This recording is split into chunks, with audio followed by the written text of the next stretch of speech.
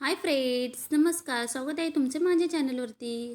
तर ही बघा, सकाळीच अशी कोथिंबीर मेथीची भाजी बनवून घेतलेली आणि कोथिंबीर वडी बनवायला घेतलेली. कोथिंबीर वडी तर मी बनवली नाहीच, कारण की पीठ एकदम पातळ झालेलं. मग मी काय करणार म्हटलं, काय करूया, तर म्हटलं याची कोथिंबीरची भजी बनवूया. तर अगोदरच पीठ खूपच पातळ झालेलं होतं, म्हणून मी परत बेसन ॲड केलं आणि ते थोडंसं घट्ट असं करून घेतलं आणि छान असे कोथिंबीर भजी बनवून घेतले. नंतर गेली मी हे घरातलं आवरायला, जे की बेड वगैरे आवरायचा होता. जास्त काही नव्हतं, सकाळी सगळी कामं झालेली आणि चार्जर वगैरे पण ठेवून दिले आणि नंतर आलेला हा पार्सल, जो की जास्त काही ह्याच्यात नव्हतं. ते क्लिप्स असतात अडकवायचे काहीही, ते मागवलेले होते. मेशोवर बघूनच हे मी मागवलेलं होतं. तर मयूर खूप एक्सायटेड होता, बघा कसा करतोय.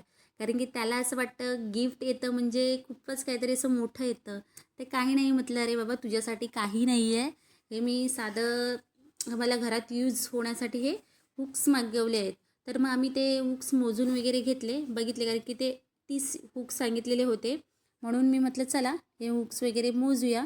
तर मी ते हुक मोजत होती, तर मला ते पहिले 28च वाटले, 28च आहेत. मग मी परत मोजायला घेतले, तर असे दोनदा मोजले तरी काय मला 28च वाटत होते. पण नंतर मोजले तर फायनली 30 हुक त्याच्यात होते.